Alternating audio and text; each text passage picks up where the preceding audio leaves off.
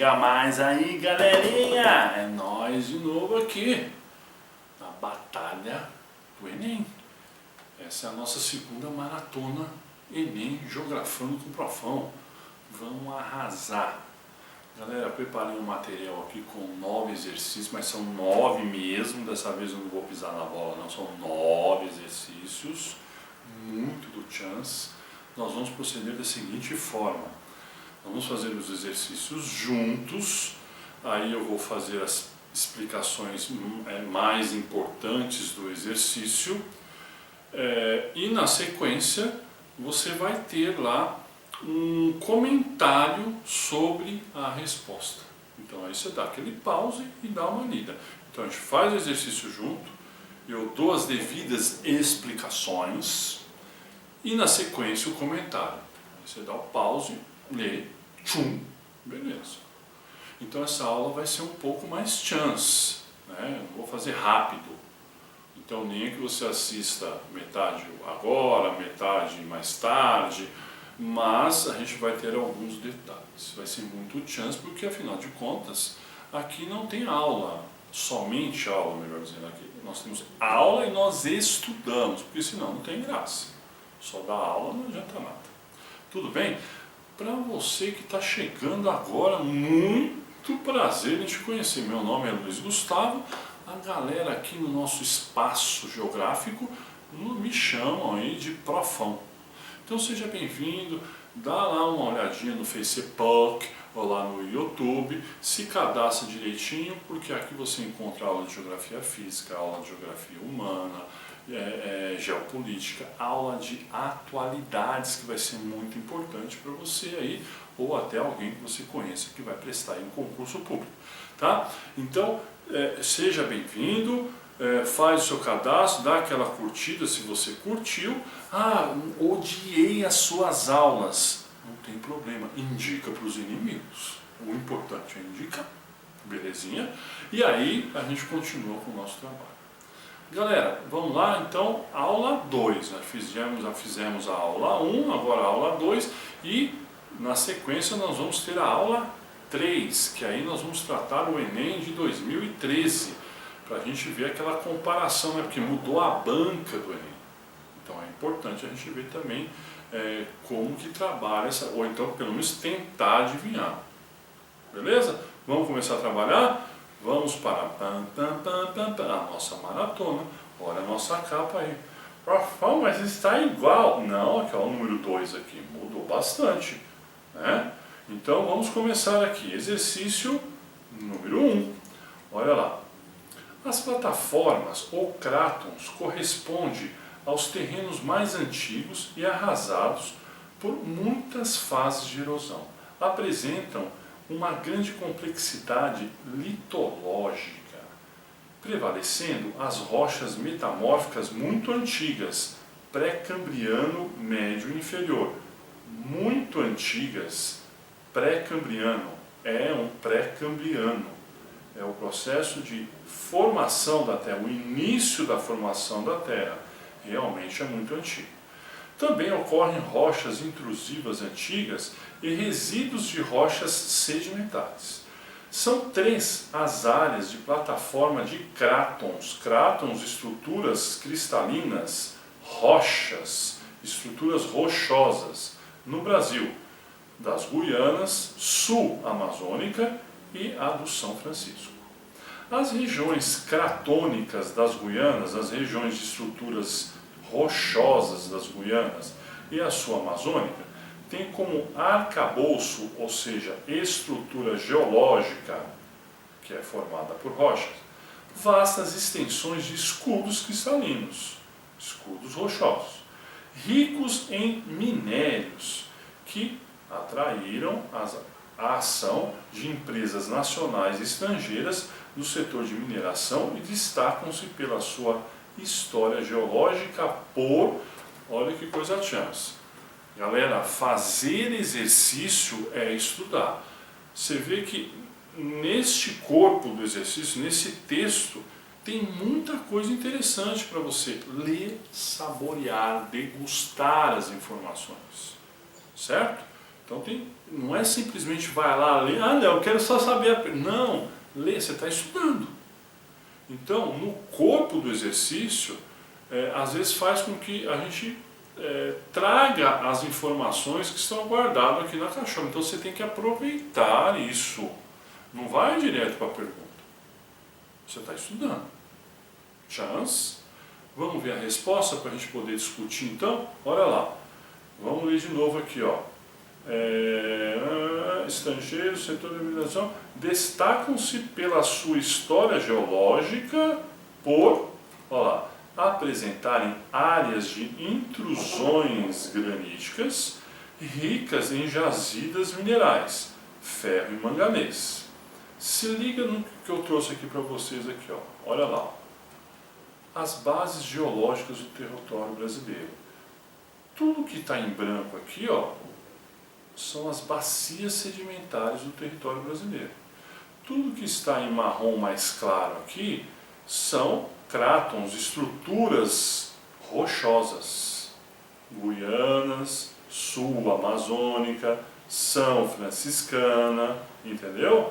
A região sudeste do Brasil. Então, isso tudo que está em marrom claro são estruturas rochosas. Tranquilo? Agora, olha só. Essa estrutura rochosa, essas, né, melhor dizendo, elas foram formadas no éon pré-cambriano. A gente está falando de milhões, milhões e bilhões de anos aqui. O processo é lento. E no éon pré-cambriano, a gente tem essa subdivisão chamada arqueozoica e depois proterozoica. Então aconteceu primeiro o arqueozoico e depois veio a era proterozoica. Então, dentro do éon, nós temos a era arqueozoica, na sequência, o processo de formação da era proterozoica. Então, aconteceu aqui primeiro e aqui. Então, pelas cores, você já entendeu que no pré-cambriano, era arqueozoica, nós tivemos a formação, a cristalização, a solidificação da estrutura rochosa. Está aqui, ó, escudos cristalinos. Agora, olha que coisa chance. Do arqueozoico, era arqueozoica para o proterozoico, nós tivemos um fenômeno geológico aqui no território brasileiro. Olha que tecnologia. Houve mudanças em algumas regiões dessa estrutura rochosa. No proterozoico, entre 2,5 bilhões de anos atrás até 500 milhões de anos atrás, que nós tivemos esse intervalo de paleoproterozoico, paleo é antigo, velho, mesoproterozoico, no meio do proterozoico, e neoproterozoico, novo proterozoico, nós tivemos neste intervalo geológico formações de cadeias orogênicas no território brasileiro. Ai, que chance! Movimentos orogênicos. Lembra cadeias orogênicas? Como, por exemplo, a região da Serra da Mantiqueira. Entendeu? Então, eram esses dobramentos. Aonde está o marrom escuro, significa, então, era proterozoica e ocorreu entre 2,5 bilhões de anos até 500 milhões de anos atrás, processos orogênicos, cinturões orogênicos. Veja bem, ele não comporta toda a região que está em marrom, mas indica no mapa para a gente pontos das regiões aonde nós encontramos os cinturões orogênicos. Não é chance? Inclusive, você pode chamar sua sogra de paleossogra. Olha que sogrinha, paleossogra, ela vai ficar toda feliz. Ai, que coisa feliz, não sei o que, tadinha, tadinha de nós, né? Bom, agora dá uma olhadinha aqui no neoproterozoico, certo? Aqui no neoproterozoico nós vamos ter então a formação e a conclusão do ciclo brasiliano, entendeu? Então, começou o processo, mas a maior formação de cadeia orogênica, a formação de cinturões orogênicos, inclui também o ciclo brasiliano. Olha lá, todo o processo e aqui a maior formação. Galera, de 500 milhões de anos para cá, o território brasileiro, em comparação com processos orogênicos, ele ficou estabilizado. Então, por isso que no Brasil nós encontramos apenas dobramentos antigos. Não temos dobramentos modernos, de 80 milhões de anos aproximadamente. Tranquilo? Agora dá um look aqui. Lê aí. Ah, olha, já estava esquecendo. Jesus, me desculpa. Olha aqui, volta aqui, ó. A gente acabou de ver isso. Agora eu quero que você compare detalhadamente isso daqui, ó, onde nós encontramos estruturas rochosas e compara com este mapa maravilhoso aqui, que nos indica aonde nós fazemos aqui no Brasil a extração dos recursos minerais metálicos. Olha lá, volta lá. Olha, tá vendo? Ó, nós acabamos de estudar a geologia. E dentro da geologia nós encontramos os recursos econômicos. Olha lá, quadrilátero ferrífero, projeto Carajás, maciço de Urucum, certo? Então você só vai encontrar recursos minerais metálicos aonde nós encontramos estruturas cristalinas, ou seja, rochas. Chans demais! Que revisão chans! Agora sim, profão, mostra aí pra gente o comentário da resposta. Dá um pause, olha lá. Aí sim, dá uma lida aí pra gente. Enquanto você vai lendo, a gente já vai também para a questão de número 2. Olha lá, de repente, sente-se uma vibração que aumenta rapidamente. Luzes balançam, objetos se movem. Ai meu Deus, será que é assombração? Movem sozinhos e somos invadidos pela estranha sensação de medo. Vou parar. Volta lá, volta lá. Do imprevisto. Segundos parecem horas. Poucos. Será que essa pessoa está recebendo a visita da sogra em casa? Bom, segundos parecem horas. Poucos minutos são uma eternidade. Estamos sentindo os efeitos de um terremoto. Ah, bom, aí tudo bem. Agora eu pensei que o cara estivesse recebendo a sogra em casa. Ela está chegando, os luzes começam a balançar, mas menos mal. Terremoto, olha lá. Um tipo de abalo sísmico, olha lá. Terremoto, um tipo de abalo sísmico.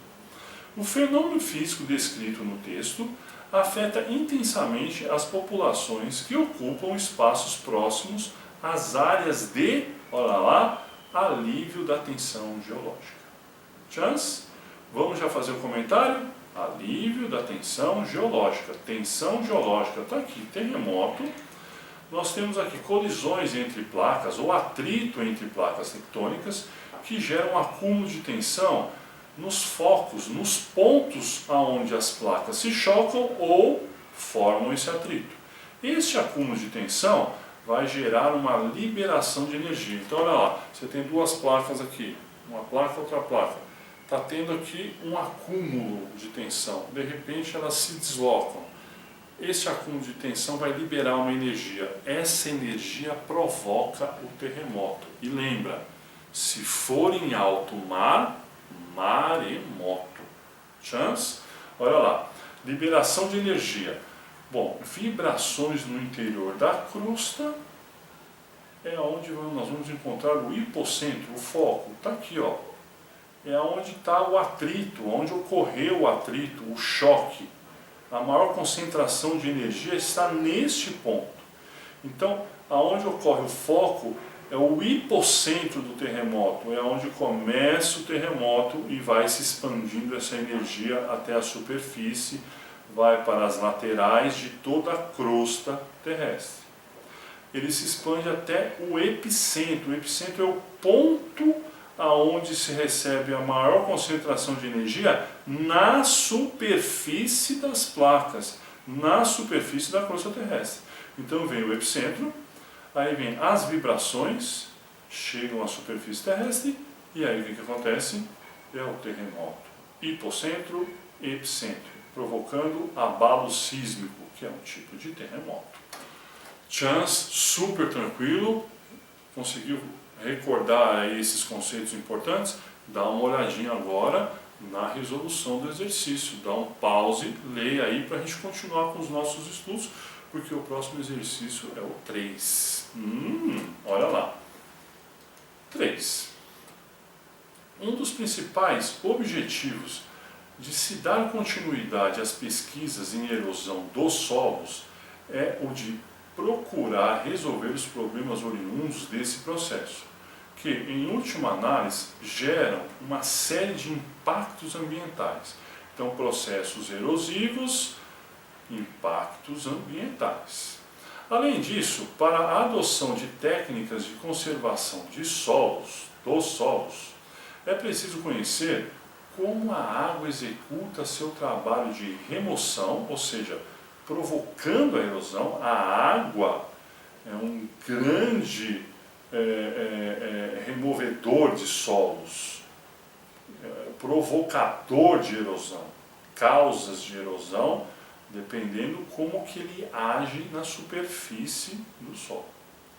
O transporte, a água, depois que provoca a erosão, ela transporta esse solo, e a deposição de sedimentos, na maioria das vezes nas regiões mais baixas, entre elas o fundo do rio. Bom, a erosão causa quase sempre uma série de problemas ambientais, em nível local ou até mesmo em grandes áreas. Isso é importante. A preservação do solo, principalmente em áreas de encostas, pode ser uma solução para evitar catástrofes em função da intensidade do fluxo hídrico. Olha o que ele está dizendo aí para a gente. Se a gente conseguir evitar processos erosivos em encostas, isso vai gerar menos problemas sociais. Quantos deslizamentos, escorregamentos que a gente já ouviu aí na televisão, principalmente no período de verão, e aí morre um monte de gente, muitas famílias tristes, passando momentos horríveis. E o pior é que todo ano acontece a mesma coisa,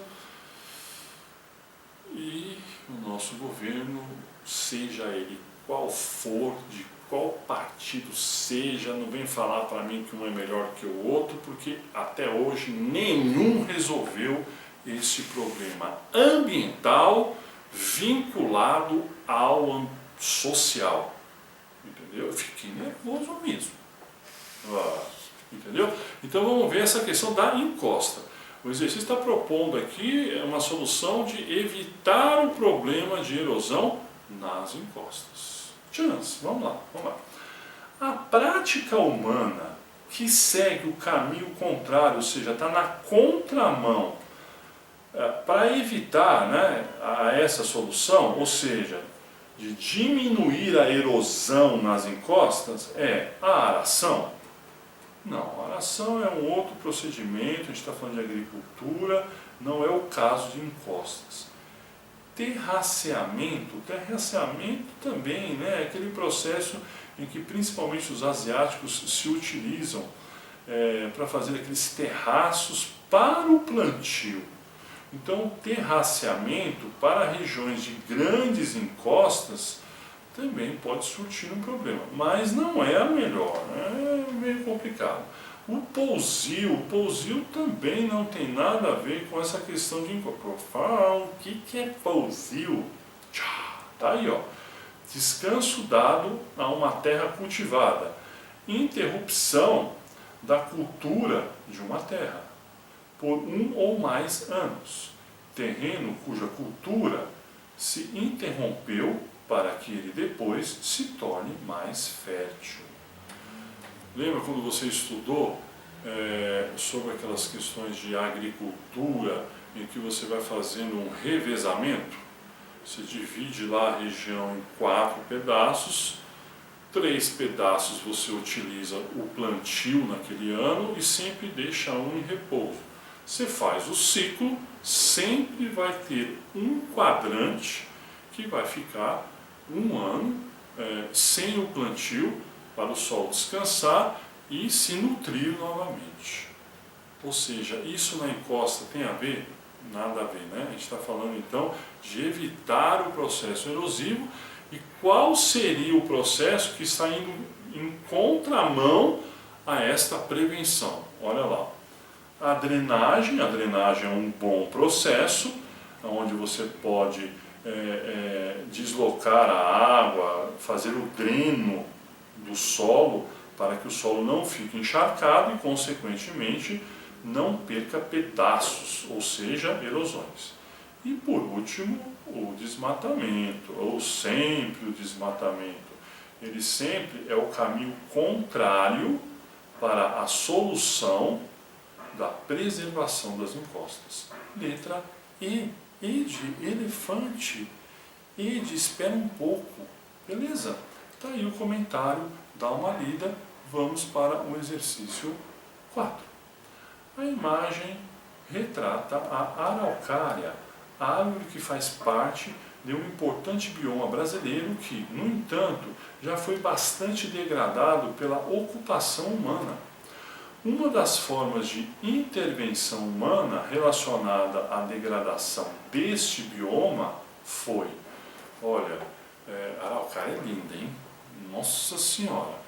E a gente sabe que a gente tem a maior concentração, teve a maior concentração na região sul do Brasil.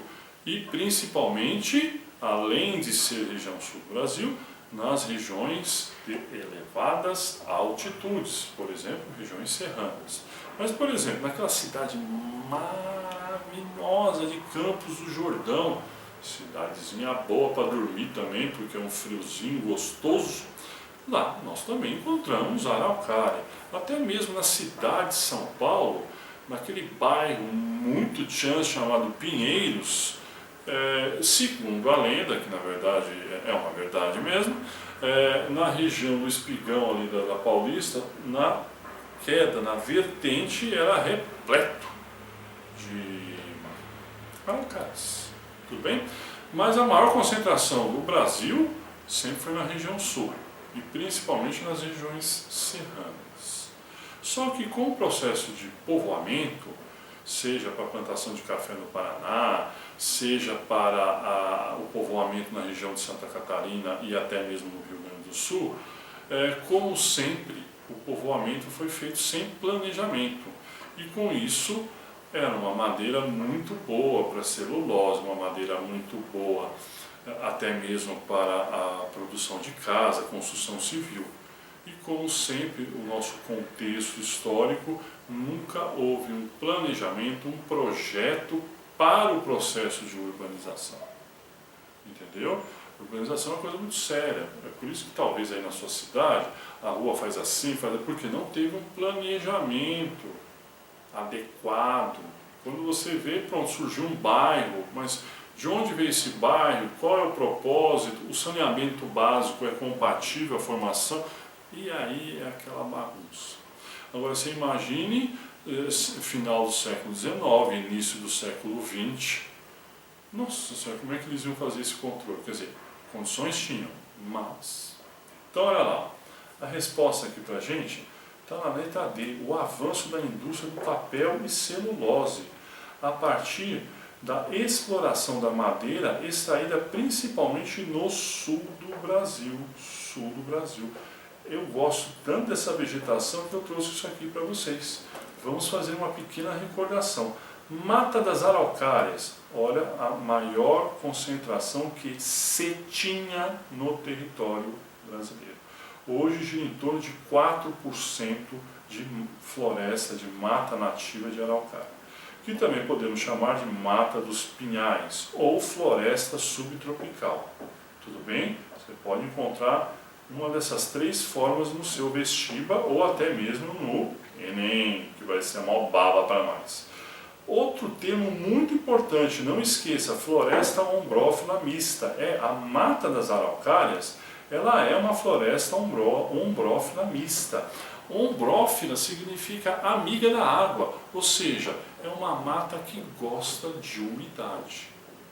No caso mista, ela é identificada pelo seguinte, é uma mata que tem um clima com características subtropicais, de temperado a subtropical, ou seja, com temperaturas médias anuais mais baixas, não são tão quentes como o clima equatorial. Então, chuvas mais regulares durante o ano. Então, esse tipo de floresta, ela é ombrófila com essas características de temperatura média anual mais baixa, uma precipitação mais regular durante o ano, que são as características do clima subtropical. Chance? Então não esqueça, ombrófila mista. Ombrófila, por exemplo, a equatorial, a floresta equatorial. Vamos seguir aqui com o nosso raciocínio. Outra coisa, a mata das araucárias, ela tem pouca diversidade, poucas espécies de vegetação em comparação com as outras demais. Aqui, por exemplo, a floresta amazônica, ela tem grande diversidade, certo? A caatinga tem grande diversidade. Agora, a mata das araucárias tem pouca diversidade de vegetação. Por isso que nós falamos que ela é uma mata homogênea. Se fosse a floresta amazônica, seria heterogênea, mas aqui não, ela é homogênea. Ela é uma vegetação aciculifoliada, as folhas pontiagudas, certo? Esses pontiagudos são as folhas da vegetação.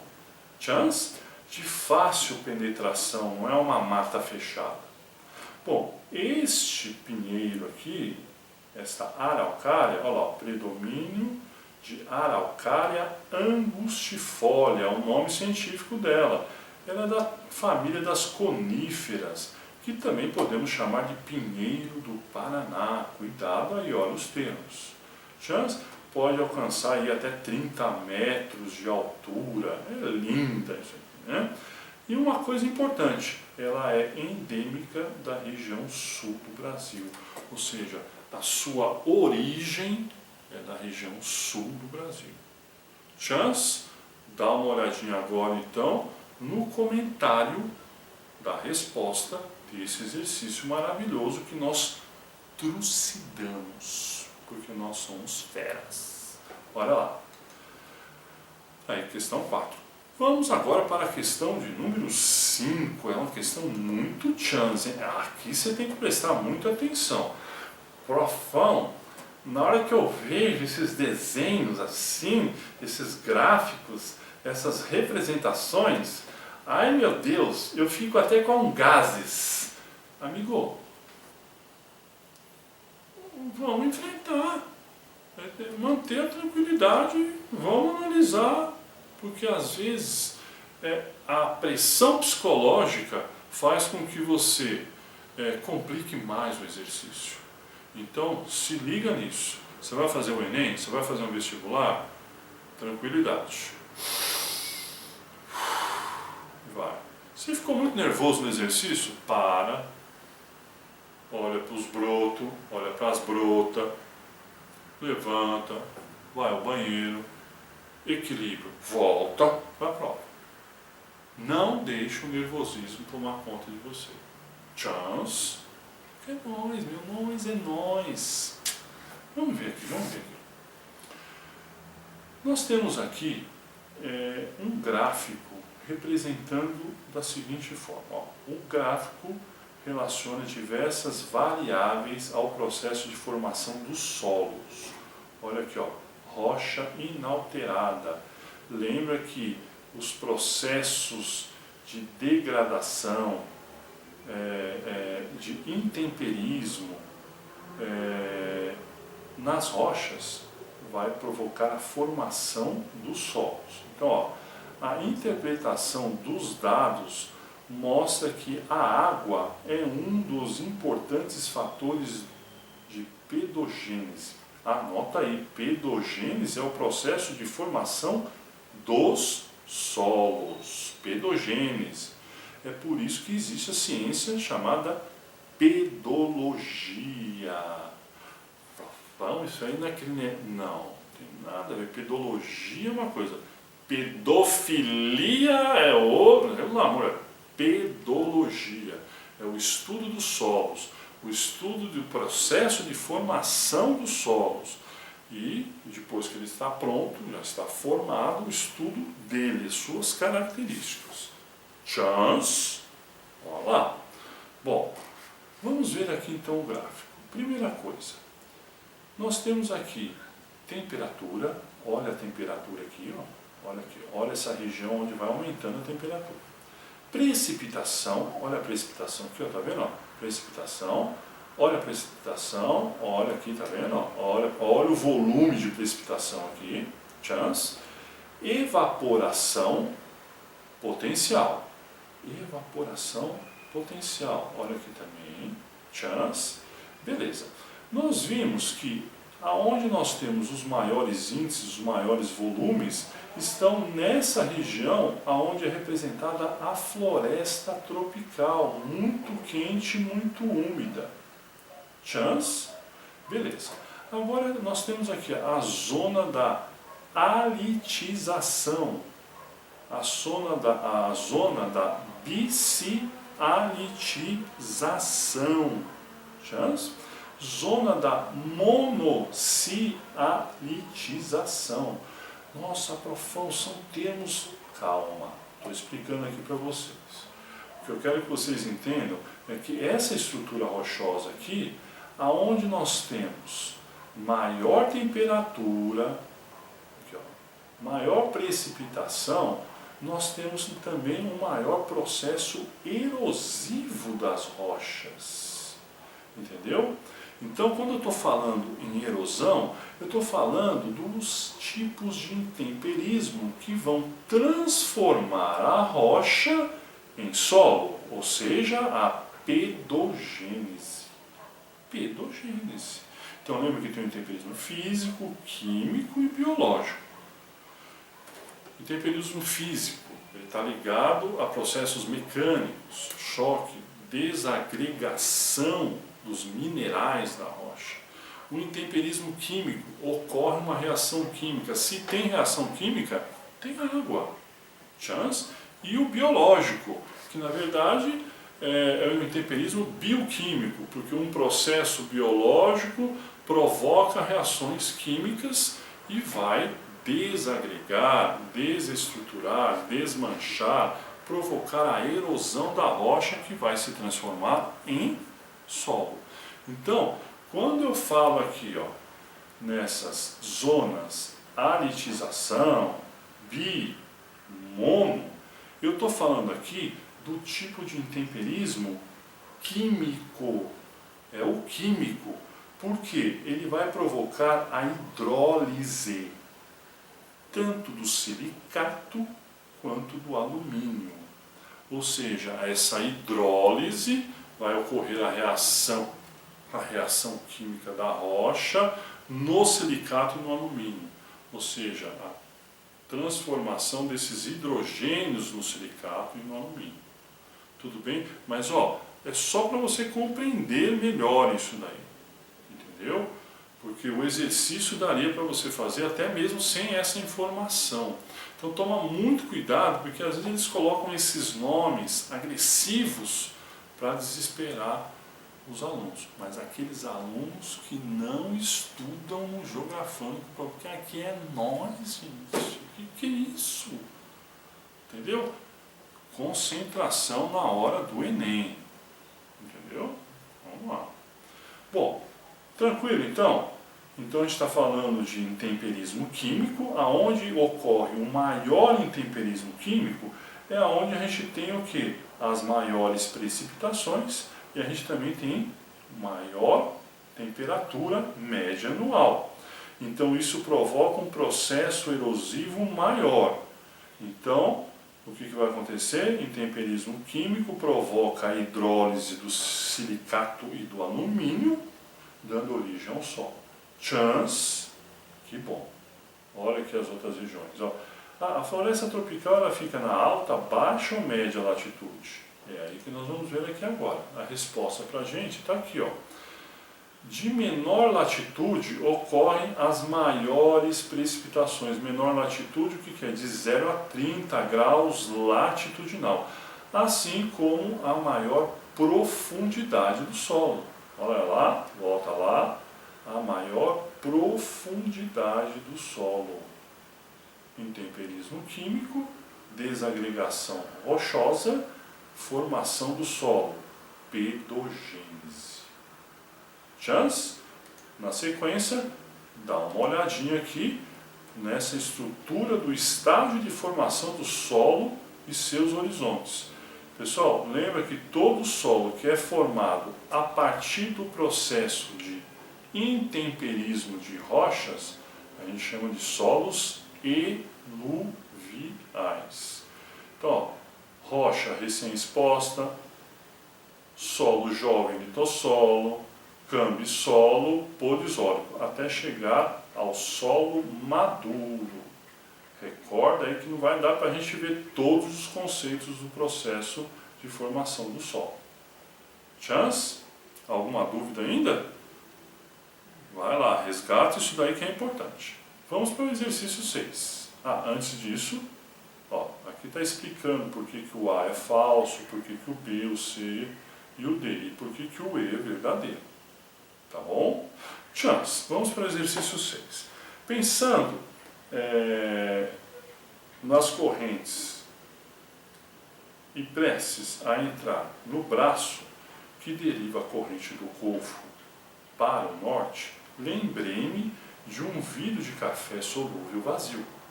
Coloquei no vidro uma nota cheia de zeros, uma bola cor-de-rosa choque. É cor-de-rosa choque, não provoque. Bom, anotei a posição da data. Aí põe latitude 49 graus e 49 minutos norte, longitude 23 graus, 49 minutos oeste. Tampei e joguei na água. Nunca imaginei que receberia uma carta com a foto de um menino norueguês, olha que coisa chance, hein? Segurando a bolinha e a estranha nota. No texto, o autor anota sua coordenada geográfica, que é, olha só, ele colocou esse texto, você pode falar assim, nossa, professor, por que ele já não coloca o que é coordenada geográfica? Galera, essas coisas são importantes para você ir lendo o texto, o corpo do exercício, para que você mentalmente, é como se você estivesse esquentando para você chegar na sua resposta. Então você vai se concentrando, na hora que vem a pergunta, você já até sabe qual que é a pergunta. É muito melhor do que vir só a pergunta, você tem que contextualizar. Então tire proveito disso. Você tem que tirar proveito de tudo. Eu estou falando do Enem, hein? Pelo amor de Deus, não me comprometa. Agora vamos ver a resposta aqui, ó. A resposta é a letra C, de cachorrão ou cachorrona. A informação de um conjunto de linhas imaginárias que permitem localizar um ponto ou um acidente geográfico na superfície terrestre. Olha lá, lembra desses estudos, coordenadas geográficas, nós temos o plano equatorial, esse plano equatorial com a linha do Equador e seus paralelos. Esses paralelos são medidos em graus, vai de 0,90 a norte e 0,90 a sul. Ou seja, quando a gente chama de latitude, latitude é a distância em graus de qualquer ponto do planeta em referência à linha do Equador. É o mesmo pensamento para o meridiano. No plano meridional, nós temos o meridiano de Greenwich e seus meridianos, que vai de 0,180 a leste e 0,180 a oeste. Certo? Ou seja, o que vem a ser longitude é a distância longitudinal, é a distância de qualquer ponto do planeta em referência ao meridiano de Greenwich. Se você tremeu na base, vai lá, tem uma aula nossa que fala sobre coordenadas geográficas. Ai, professor, que vergonha. Vergonha o caramba. Vai estudar, meu. A humildade vai colocar você na faculdade que você quer. Batalha. Vamos ver aqui, ó. Aí eu trouxe aqui para vocês o comentário do exercício 6. Tá? Aqui por que não é e por que é a letra C. 7. Muitos processos erosivos se concentram nas encostas, principalmente aqueles motivados pela água e pelo vento. Então, água em temperismo químico, vento em temperismo físico, mecânico. Oh, que maravilha! No entanto, os reflexos também são sentidos nas áreas de baixada, onde geralmente há ocupação urbana, né? Ocupação urbana aqui, ó. Então nós temos as boçorocas, né? O processo erosivo, você vê que o solo está desnudo. O solo está desnudo, o processo erosivo foi cada vez maior e se formou o que? Essa entranha aqui, esse espaço aqui que a gente chama de boçoroca. Tem região aí que eu já ouvi falar em vossoroca também, então fique esperto. Zona temporariamente encharcada, que é a região da base aqui da encosta. Sulcos ou ravinas, ou seja, se você não tomar cuidado aqui, isso aqui pode se transformar em uma boçoroca. Olha lá, está rachando aqui, vamos dizer assim. E o nível da água. Então vamos ver aqui, ó. Um exemplo desses reflexos na vida cotidiana de muitas cidades brasileiras é a maior ocorrência de enchentes, já que os rios assoreados comportam menos água em seus leitos. Tranquilo? Algum problema? Vamos recordar o que é assoreamento dos rios? Olha que coisa chance. Obstrução por areia ou por sedimentos quaisquer de um rio, canal ou estuário, geralmente em consequência de redução da correnteza. Pessoal, esse esquema muito bem feito aqui, ó, muito do bonito, por sinal, mostra pra gente o seguinte: os processos erosivos, ó, tá vendo? Aqui tem a mata ciliar que protege contra o processo erosivo. Certo? Agora aqui não.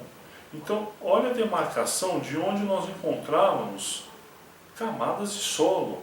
O processo erosivo fez com que a água transportasse este solo para o fundo dos rios, ou lixo, né? Isso faz com que ocorra o assoreamento do rio, ele vai ficando cada vez mais raso. Quando ocorrer uma nova precipitação, aquelas chuvas de verão, como o rio vai ficar mais raso, o processo de enchente fica maior. Aquela turminha de São Paulo sabe muito bem o que é isso, o Rio Tietê. O Rio Tietê, Rio Pinheiros, tem grandes processos de assoreamento. Dá uma olhadinha aí na nossa resposta. Tranquilo? Exercício 8. As áreas do Planalto do Cerrado, como as Chapadas dos Guimarães, Serra de Tapirapuã, olha, foi difícil, hein? Serra dos Parecis, no Mato Grosso, com altitudes que variam de 400 a 800 metros, são importantes para a planície pantaneira mato-grossense. Ei, Mato Grosso, só tem gente boa lá, hein? Bom, com altitude média inferior a 20 metros. No que se refere à manutenção do nível da água, sobretudo durante a estiagem. Nas cheias, a inundação ocorre em função da alta pluviosidade das cabeceiras dos rios, do afloramento de lençóis freáticos e da baixa declividade do relevo, entre outros fatores. Durante a estiagem, a grande biodiversidade é assegurada pelas águas da calha dos rios, dos principais rios, cujo volume tem diminuindo principalmente nas cabeceiras. Você percebeu que eu comecei a ler muito rápido, porque o Vitão está falando assim: chega. Vamos lá para a gente fazer os 9 exercícios, senão, pelo amor de Deus. Olha lá. A medida mais eficaz a ser tomada, visando a conservação da planície pantaneira, é a preservação de sua grande biodiversidade. É a conscientização da sociedade e a organização de movimentos sociais que exijam, vamos ver isso aqui. Antes de mais nada, eu trouxe aqui, talvez algum de vocês aí tenha algumas dúvidas quanto a isso aqui, ó. Olha lá. Primeiro, cabeceira dos rios. lugar onde nasce um rio, é a nascente, a cabeceira do rio, tá bom? Aí nós temos o leito do rio, ó, o leito é esses limites. Esse leito, no período chuvoso, ele pode aumentar. Aí vai para um leito normal ou uma inundação. Olha lá, é o leito do rio, o limite do volume de água aumenta. E isso está ligado à calha do rio. Então essa região aqui, ó, é a calha menor. Lembra da calha que existe na telha? Ela está lá para receber a água quando o leito do rio aumenta. Então o que acontece aqui, pessoal? Em alguns casos, a gente pode ver que a calha e o leito do rio diminuem. Opa, tem que estar com algum problema ambiental aqui. Ou, no caso do processo de assoreamento, ele pode até aumentar. Tá bom? Então, dá uma olhadinha nesses conceitos aqui para você não esquecer mais, para você não ter mais dúvida. A cabeceira, o leito e a calha. Tá bom? Agora, olha aqui a resposta. O controle do desmatamento e a erosão, principalmente nas nascentes dos rios, a cabeceira, responsável pelo nível das águas durante o período de cheias. Entendeu? Se você fizer um desmatamento na cabeceira dos rios, o volume de água vai diminuir. Isso significa que a calha vai receber menos água, o leito do rio vai ficar menor, o volume de água diminui. Se fosse um assoreamento, o processo seria diferente. O leito do rio seria maior. Também é um problema ambiental. Dá uma olhadinha aí. Agora, exercício 8, vamos para o último exercício, que é um exercício muito chance. Olha lá. Vitão, eu estou estudando com a galera, eu não posso cortar, porque senão como é que a gente vai fazer para estudar? Segura o tchan, amarra o tchan, é o último exercício. Tudo bem, os patrocinadores, mas a gente tem patrocinador? Não tem. Então vamos lá, vamos estudar. Vamos lá. A abertura e a pavimentação de rodovias em zonas rurais e regiões afastadas dos centros urbanos, pessoal, esse exercício é muito interessante. É uma questão ambiental muito importante. Eu não quero que você esqueça mais isso. Olha lá. Por um lado, possibilita melhor acesso e maior integração entre as comunidades. Ou seja, as obras urbanas são importantes? São, sim. Só que a gente tem que fazer esses processos com a menor agressão ambiental possível. Nós temos que fazer isso. Nós temos que conciliar isso. Bom, contribuindo com o desenvolvimento social e urbano da população, de populações isoladas. Tá? Então, zonas rurais, você faz uma estrada, você faz um meio de comunicação. Só que você tem que fazer com um planejamento. Para que seja feito o quê? O menor impacto ambiental possível. Bom, por outro lado, a construção de rodovias pode trazer impactos indesejáveis ao meio ambiente. Então, rodovias ao meio ambiente. Visto que a abertura de estradas pode resultar na fragmentação de habitats. Então, você tem um habitat, você está fazendo uma estrada. Você vai fazer uma ruptura aqui. Mas para que você faça isso, primeiro você tem que ter um estudo, você tem que fazer um planejamento para estudar essa área primeiro. E de repente vale a pena você fazer a estrada por ali. O habitat ali também vai, mas de repente você tem que avaliar aquilo que prejudica menos o meio ambiente. Chance? Então vamos continuar. Continua aqui, até engasguei. Comprometendo o fluxo gênico, olha que fofo, e as interações entre as espécies silvestres, além de prejudicar o fluxo natural de rios e riachos. Possibilitar o ingresso de espécies exóticas em ambientes naturais e aumentar a pressão antrópica sobre o ecossistema nativo. Antrópico, ação antrópica, ação do homem sobre o meio ambiente.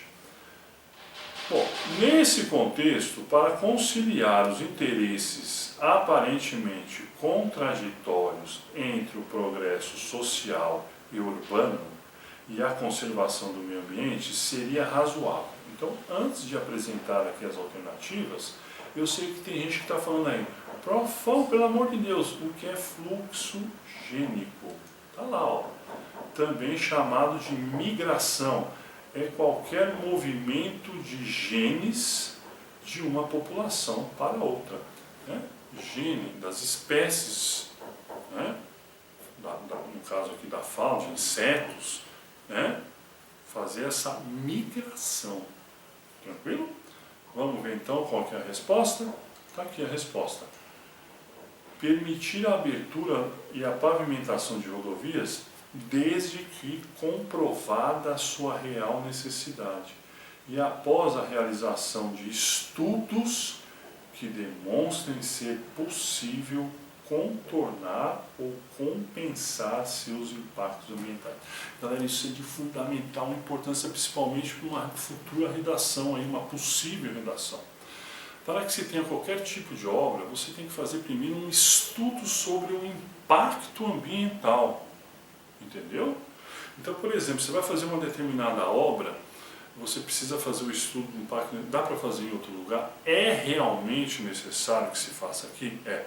Bom, o que nós vamos utilizar como forma de compensar o estrago ambiental aqui? Plantar árvores para lá, fazer um corredor ecológico, por exemplo, tem aí cidades desenvolvidas, de países desenvolvidos, que você tem a estrada aqui. Eles fizeram uma ponte ecológica para os animais transitarem por sobre a rodovia. Então isso é um sistema compensatório. E isso se deu a um estudo prévio, antes de fazer a prova. Desculpa, antes de fazer a obra. Você vê que prova eu já estou ficando assim, doidão. Né? Entendeu?